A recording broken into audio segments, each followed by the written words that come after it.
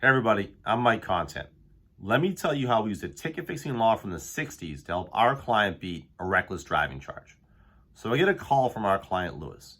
He tells me he just got notice in the mail that he's being charged with reckless driving, leaving the scene of an accident, and speeding.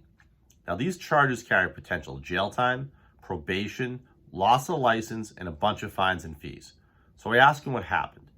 He tells me that 2 months earlier, he's driving home late one night. He's tired and falls asleep behind the wheel of the car. He ends up crashing into 3 parked cars on the side of the road, causing all kinds of damage. He wakes up after the accident, all discombobulated. He doesn't know what to do. He ends up just driving home that night. The next morning, he's feeling bad about the accident and decides to report it to the police. They send an officer to his house. He takes a full statement from Lewis, takes pictures of Lewis's car. He's also able to confirm that an accident did in fact happen the night before where Lewis said it happened and 3 cars were damaged.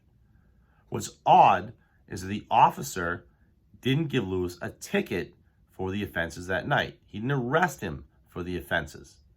He also didn't even tell Lewis that he was going to be charged. The first notice Lewis had of the charges was the notice he got from the court more than 2 months later.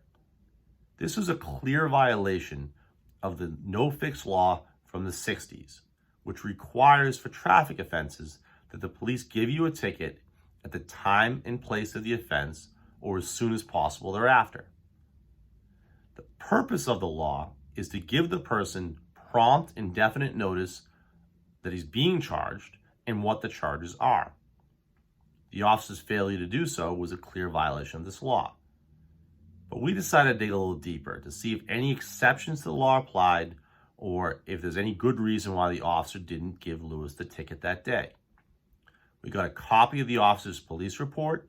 We were able to confirm that the investigation was complete after speaking with Lewis that morning and that no further investigation was needed.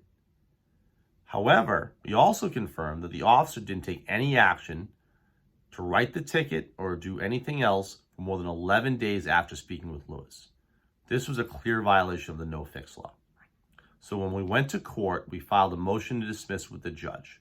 We were able to demonstrate to the judge that none of the exceptions applied and the officer did not have good reason for not giving Lewis a ticket that morning. The judge agreed that it was a violation of the no-fix law and he threw the case out. He dismissed the case. If you have any questions about the no-fix law, please feel free to give me a call or shoot me an email. I'd be happy to speak with you about it.